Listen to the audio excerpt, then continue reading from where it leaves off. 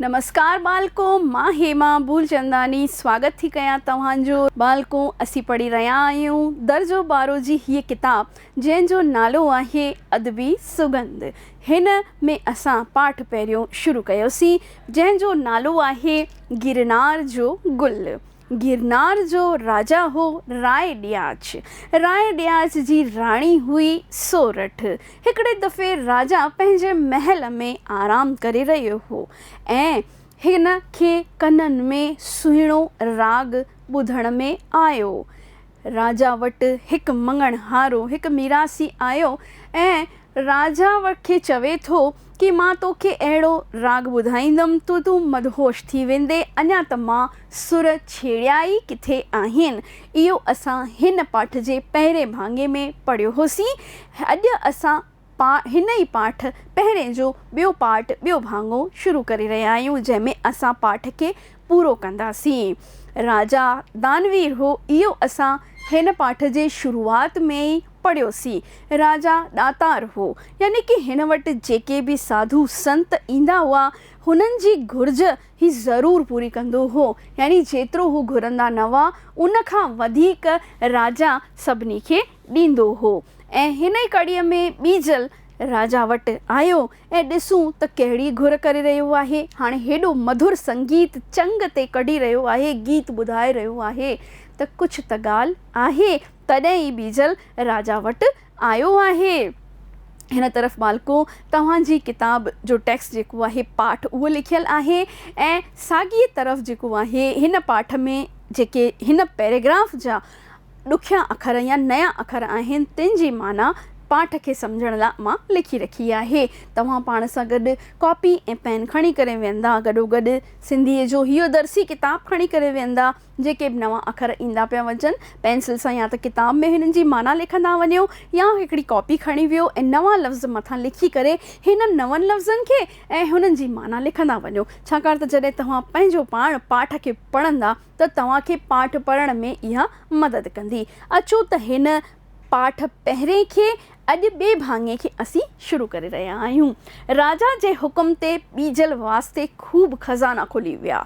असां पहिरें पाठ में हिन में पढ़ियोसीं कि भई ॿीजल राजा वटि आयो हो ऐं हुन खां घुर करे रहियो हो कि भई मां तो वटि आयो आहियां, तोखे अहिड़ो सुहिणो राग ॿुधायो आहे त राजा हुनखे ख़ाली त मोटाईंदो कान। इहो ॿीजल खे बि ॻाल्हि पतो हुई, सॼी रैयत खे पतो हुई, सभिनी खे पतो हो त राजा वटि जेको बि वेंदो हो राजा हुनजी मुराद पूरी ज़रूरु कंदो हो। राजा हुनखे ख़ाली झोली वापसि न मोकिलींदो हो ऐं ईअं ई ॿीजल सां गॾु बि थियो। हुन लाइ सॼा खज़ाना खुली विया। घोड़ा हाथी वठी आया, यानी कि हेसि ताईं त केवल कुझु अन्न ॾिनो वेंदो हो या धन दौलत ॾिनी वेंदी हुई, पर घोड़ा ऐं जेके हाथी थींदा हुआ हिकु राजा जा असट मञा वेंदा हुआ। राजा जी जेकी आहे मिल्कियत मञी वेंदी हुई, छाकाणि त राजा वधीक में वधीक सिपाही ठाहिण में ऐं घोड़ा हाथी सेना कठी करण में पंहिंजो पाण खे मशगूल रखंदा हुआ। छाकाणि त आक्रांता जेके हुआ, विदेशी आक्रांता या दुश्मन जंहिंखे असीं चई सघूं था, कंहिं बि वक़्तु हमलो करे सघनि था। उन सां बचण वास्ते राजा सैनिकनि जी टुकड़ियूं कठियूं कंदा हुआ, घोड़ा हाथी तयारु कंदा हुआ जेके युद्ध में राजा जी मदद कनि, राजा जो बचाव करे सघनि। त पर हिन वास्ते जेको आहे उहे हाथी घोड़ा बि अची विया। तॾहिं ॿीजल इश्क जूं अखियूं खणी चयो। हाणे इश्क जूं अखियूं खणणु इहो तव्हां ॿुधल आहे पहिरीं बि। इश्क जूं अखियूं मतिलबु कि प्रेम सां निहारणु, अहिड़े मेठाज सां ॾिसणु, मिठियूं मिठियूं निगाहूं राजा जी तरफ़ हुन कयूं कि राजा खे बि सम्झ में अची वियो कि हीअ कुझु अहिड़ी घुर करणु आयो आहे जेका मुंहिंजे हथनि खां ॿाहिरि थी सघे थी। ऐं राय ॾियाच मशहूरु हो, फेमस हो पंहिंजी दरिया दिली लाइ। त उहो पतो हो ॿीजल खे कि मां का घुर कंदमि त राजा मूंखे ख़ाली हथे मोटाईंदो न। सुण रे राय ॾियाच। हाणे हेॾे वॾे राय ॾियाच राजा खे इहो अहिड़े लफ़्ज़नि में ॻाल्हाए रहियो आहे। छा चई रहियो आहे? सुण रे राय ॾियाच, तो भायो हो त आऊं अहिड़ो पेनू आहियां जो नाणे लाइ थो तंद हणां। पेनू थींदो आहे बालको पेनाक या भिखारी जेको घुर्ज कंदो आहे, जेको नाणो मतिलबु कि पैसे लाइ। मां नाणे लाइ थोरी न हीअ तंद हड़ी रहियो आहियां, इहो विलायती वाॼो खणी आयो आहियां ऐं वॼाए रहियो आहियां, अहिड़ा मिठा गीत तोखे ॿुधाए रहियो आहियां। ऐं राजा दिलि में त सुझे थो त आऊं कहिड़ी मंगलाए वटि आयो आहियां, पर कन ॾी त ॿुधाए, ॾे मूंखे कन ॾे त मां तोखे कन में ॿुधाईंदसि कि मां कंहिं वास्ते तो वटि हिते आयो आहियां, कहिड़ी मुंहिंजी मांग आहे या कहिड़ी मुंहिंजी इच्छा आहे, मुंहिंजे दिमाग़ में छा हली रहियो आहे जंहिं वास्ते मां तो वटि हिते आयो आहियां, इहा तोखे ॻाल्हि ॿुधाईंदसि, पर तूं मूंखे कन ॾे, सभिनी जे साम्हूं मां तोखे कोन ॿुधाईंदसि। त हाणे असली जेको मोटिव आहे हिन जो उहो असांखे ॿीजल जो पाठ में पतो पइजी रहियो आहे। राजा वटि उन वक़्तु दरबार अची लॻी, हाणे सॼे गिरनार में पतो पइजी वियो, सैनिकनि खे पतो पइजी वियो, रैयत खे पतो पइजी वियो, रंग महल में पतो पइजी वियो, सैनिकनि खे पतो पियो, मंत्रियुनि खे पतो पियो त मंत्री मंडल लॻी वियो, दरबार लॻी वई, सभु मंत्री कट्ठा थी विया, राजा बि गद्दीअ ते अची वेठो। परदे अंदरि राणू दायूं मायूं, तव्हां ॾिठो हूंदो बालको फिल्मुनि में, अगरि तव्हां महल ॾिठा हूंदा त जॾहिं दरबार लॻंदो आहे मथे जी तरफ़ ॿिन्हिनि तरफ़ राणियुनि लाइ स्पेशल जॻह रहंदी आहे, ॿियनि औरतुनि लाइ जॻह रहंदियूं आहिनि, छाकाणि त औरतूं कुझु वक़्त लाइ अहिड़ो हो कि मंत्रिमंडल जो हिसो, दरबार जो हिसो कान ठहंदियूं हुयूं, त हू मथे वेही करे सॼो दरबार ॾिसंदियूं हुयूं, पंहिंजो रायो बि ॾींदियूं हुयूं, राजा खे कई बार मदद बि कंदियूं हुयूं। त हिन में बि ईअं ई थी रहियो आहे, राणियूं यानी कि राजा वटि खूब राणियूं हुयूं, उहे सभु अची मथे वेठियूं, तिन वेठे रंग ॾिठो, उन्हनि सभिनी इहो ॾिठो पिए कि भई ही केरु आयो आहे, कहिड़ो आहे जेको सभिनी जे साम्हूं पंहिंजी घुर्ज नथो ॿुधाए, बल्कि राजा खे चवेसि थो कि ॾे कन त मां तुंहिंजे कन में ॿुधायां। ॿाहिरि वज़ीर अमीर उमरा आकिल अकाबर वेठा हुआ, तिन बि पे हीअ हैरत ॾिठी त इहो भई कहिड़ो मंगणो आयो आहे, मंगणो मतिलब कि मांगण वारो इहो कहिड़ो घुरझाऊ भिखारी आयो आहे, ही कहिड़ो आहे जो हेड़ी घुर हाणे करण वारो आहे राजा को, कहिड़ियूं राज जूं ॻाल्हियूं राजा सां थो करे, छाकाणि त उहो राजा खे सॼे मंत्रियुनि जे साम्हूं, मंत्रिमंडल जे साम्हूं नथो ॿुधाइणु चाहे, चवेसि थो कि कन ॾे, कन में ॿुधाईंदमि कि छा मुंहिंजी घुर्ज आहे। इहा गुझी, गुझी मतिलबु थींदी आहे लिकियल रहस्यमय, इहो मां हिते लिखी रखियो आहे, सिर सुवाली यानी कि सिर जी घुर्ज कंदड़। राय ॾियाज सम्झी वरिती यानी कि राय ॾियाज राजा हो, घाट घाट जो पाणी पीतल, घाट घाट जे अलॻि अलॻि शहरनि जे माण्हुनि सां मिलियल, हेड़े न्यायकर्ता दानी दान पुरुष जे पुठियां एॾी रैयत जो वेठी आहे, हेॾियूं राणियूं जो वेठियूं आहिनि, त सोचो हूअ राजा कहिड़ो न समझदार हूंदो, त उहो राजा सम्झी वियो त ही मूंखां कहिड़ी घुर करण वारो आहे। अचो त ॾिसूं असां बि बालको त ही कहिड़ी घुर कंदो। बीजल जे पेरनि ते किरी ऐं चयईं त ऐ बीजल, तुंहिंजो कदम कदम न पाणिया, हाण भली खुलियो चओ। राजा छा थी वियो, बीजल जे पेरनि में वञी करे किरियो, यानी कि राजा, हिकु राजा जी कहिड़ी जेका पोस्ट थींदी आहे, जेका अॼु असां चऊं कि भई असांजे देश में जेके प्रधानमंत्री राष्ट्रपति जी जेका उहिदो थींदो आहे, तहिड़ी हुन ज़माने में राजा जो उहिदो हूंदो हो। हेॾो वॾो राजा हिकु भिखारी, हिकु मंगणहार जे अॻियां वञी करे ऐं हीअं पेरनि में किरेसि थो ऐं छा थो चवेसि कि भई तूं त खुलियो चओ, जेको बि तोखे चवणो अथई सभिनी जे साम्हूं चओ, छाकाणि त हुन जे अंदरि छा हली रहियो आहे राजा इहो सम्झी वियो हो। तॾहिं बीजल चयो त आऊं सिर सुवाली मंगणो। बीजल छा चयो, मूंखे त छा खपे, तुंहिंजो सिर खपे, पर ॾेहां पंधु करे तो वटि आयो, मां हेॾो परियां खां पंधु करे तो वटि आयो आहियां। अॼुकल्ह जीअं ट्रेनूं, हवाई जहाज़, गाॾियूं हली रहियूं आहिनि, असांखे तिर पंध ते वञिणो हूंदो आहे त असां पंहिंजी गाॾीअ ते वेंदा आहियूं, पुराणे ज़माने में इहो न हो। हिन खे छा थो चवे राजा खे कि मूंखे छा खपे, तुंहिंजो सिर खपे, सो सिर जूं सदाऊं लाइ इहे ॿिए माल न लाइ, यानी कि मां त तुंहिंजे सिर वठणु आयो आहियां, ॿियो मूंखे कुझु बि न खपे, इन जे करे ई तो दर आयसि जीअं तो दा न सिखियो। अगरि तोखां न सिखी न हीअ ॻाल्हि दानी दातार ॾियणु थियणु त ॿी कंहिंखां सिखी। यानी कि बीजल ॾाढो चालाक हो। बीजल जेको आहे सम्झी रहियो आहे, हुनखे पतो आहे कि मां कंहिं बि शइ जी घुर कंदसि ऐं राजा मूंखे मना न कंदो।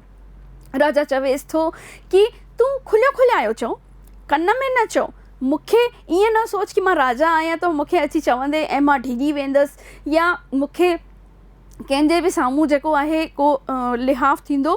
तूं ईअं कर सभिनी जे साम्हूं चओ त तोखे छा खपे। ऐं बीजल इहो ई करे रहियो आहे, चई रहियो आहे कि भई मूंखे तुंहिंजो सिर खपे। बीजल जा इहे ॿोल ॿुधी राणी सोरठ वाइड़ी थी वई। हाणे राणी छा थी वई, सोरठ वाइड़ी थी वई कि भई अरे तूं घुर जेको तोखे घुरणो आहे, सिर छो थो घुरी? अगरि सिर घुरंदे त पोइ राजा जो मौत थी वेंदो। ऐं बीजल मुंहिंजे वर जो सिर कीअं थो खणे, सुहाॻिण खे ॾुहाॻिण कीअं थो करे। यानी कि मां सुहाॻिण स्त्री आहियां, तो में बिल्कुलु बि रहम कान अथई। तूं मूंखे ॾुहाॻिण थो करणु चाहीं, तूं मुंहिंजे वर खे घोट खे वठणु थो चाहीं। इहो मुमकिन न आहे। पर बीजल चवे त आऊं वठंदसि त सिर खां सवाइ कुझु बि न वठंदसि। यानी कि बीजल त छा थियो, अड़ियो रहियो, चवे थो कि भई मूंखे त सिर ई खपे, सिर खां सवाइ कुझु बि न खपे। होॾां सोरठ जो हाल छा थियो कि हूअ राणियुनि सां गॾु रोदन पिटको करणु लॻी। रोदन पिटको छो करणु लॻी? छाकाणि त बीजल चवेसि थो कि भई मां त तुंहिंजे सिर जो सवाली आहियां, मूंखे त तुंहिंजे सिर जी घुर्ज आहे, मां तुंहिंजे सिर खां सवाइ ॿियो कुझु बि न वठंदसि। राणियुनि चयो इहो त मुमकिन न आहे। ऐं राजा बि चवे थो सिसियूं 100 हुजनि त लाहे हूंद ॾियां, पर धड़ मथे सिर हेकिड़ो, सिर ॾींदे लॼ मरा। अरे भई मूं वटि त आहे हिकु ई सिर, ऐं सो बि सट में, यानी कि मुंहिंजे धड़ सां लॻल आहे। अगरि मूं वटि 2-3 सिर हुजनि हुआ त मां तोखे हिकु दान बि करे छॾियांव, ॾेई बि छॾियांव, पर मूं वटि त हिकिड़ो ई सिर आहे। त तोखे उहो कीअं ॾेई छॾियां? तोखे ॿियो को दान खपे त मूंखां ज़रूरु घुर, मां तुंहिंजी उहा घुर्ज ज़रूरु पूरी कंदुसि। अहिड़ी दरियादिली बेख़ुदी राजा जी ॾिसी बीजल ॾाढो ख़ुशि थियो। हिन विलायती वाॾियो हथ में खयो, सो वाॾियो बिरह जो कीनरो हो। यानी कि अहिड़ो हुन राग वॼायो, अहिड़ो हुन राग ॻायो, अहिड़ो हुन तंद हयो कि सभु हुन जे पुठियां मोहित थी विया। जीअं कि असां पाठ जे पहिरें भाङे में ई पढ़ियोसीं मालिको कि हुन जो जेको आहे अहिड़ो त मदहोश करण वारो गीत हो, अहिड़ो त चंग हो जो सभ जे मथां मदहोशी छाइजी वेंदी हुई। सभिनी खे ईअं लॻणु लॻो कि भई जेको घुरे उहो हिन खे ॾियो, ऐं हिन इन ॻाल्हि जो फ़ाइदो वठो। हिन ॻाल्हि जो फ़ाइदो वठी करे राजा खां हिन घुर कई कि भई मूंखे त हिकु ई शइ खपे, सो आहे तुंहिंजो सिर। राजा चवेसि थो कि हिकु सिर आहे, कीअं ॾियां? अगरि मां तोखे उहो ॾींदसि त मुंहिंजो मौत जेको आहे मुमकिन न आहे। पर बीजल बि पंहिंजे चवणीअ तां हटियो न, ऐं हू छा करणु लॻो, विलायती वाॾियो वॼाइणु लॻो, कीनरो किंछणु लॻो, यानी कि हुनजो वाॾियो बि किंछणु लॻी वियो।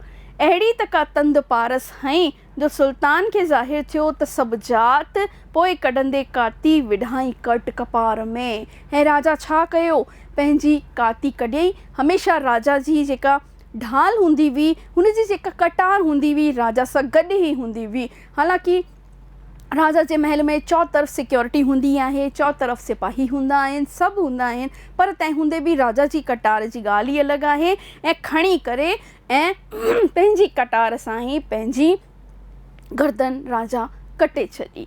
सोरठ जे अॻियां राजा जो रतु वही निकितो। ऐं ईअं ई थियो, जॾहिं सिर धड़ सां अलॻि थींदो त किरी अलॻि थी वियो, किरी पिया पट ते, धारियूं निकिरी आयूं रत जूं, धड़ वञी पट ते पियो, मथो जेको हुनजो राजा जो हुओ उहो खट ते वञी करे पियो, यानी हुनजी सिंहासन जे पासे में जेका खट पई हुई उन ते वञी करे हुनजो धड़ सिर किरियो ऐं धड़ हेठि पट ते किरी पियो। राणियुनि में राड़ियो थियो। सोरठ सरतियुनि खे चवसि मुठिस मंगण हारा।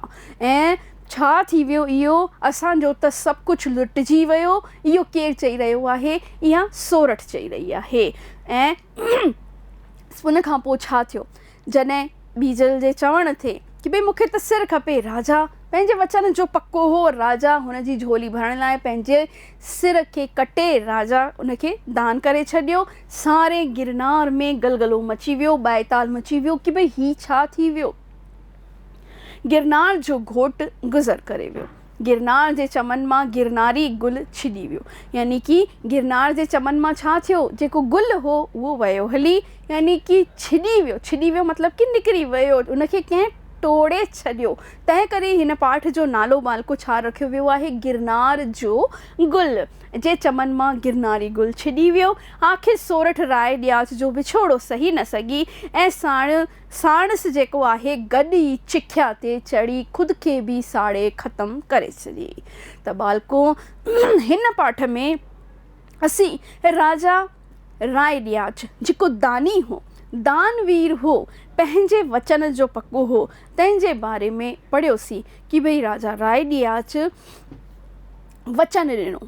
कंहिंखे वचन ॾिनो, बीजल खे, कि भई मां तोखे जेको तूं घुर कंदे सो ॾींदमि। ऐं राजा मशहूरु हो, राजा राय ॾियाच पंहिंजी दानवीरता लाइ मशहूरु हो ऐं हुन ई दानवीरता हुन पंहिंजे वचन जी पालना में पंहिंजो सिर दान करे छॾियईं। हालांकि हुनखे इहो पतो हो कि इहो करणु हिकु गुनाह आहे। पंहिंजो पाण खे ख़तमु कयईं हुन, पर पंहिंजो पाण खे कंहिंजी ख़ुशीअ लाइ, कंहिंजो पंहिंजो वचन पूरो करण लाइ, पंहिंजी रैयत जे साम्हूं हिकु उदाहरण मिसाल पेश करण लाइ राजा राय ॾियाच कयो कि भई राजा खे न केवल दानी थियणो आहे, राजा वटि न केवल दायूं मायूं गायूं हुअणु घुरिजनि, सल्तनत हुअणु घुरिजे, राणियूं हुजणु घुरिजनि, पर हिकु राजा खे पंहिंजे वचन जो बि पको हुअणु घुरिजे।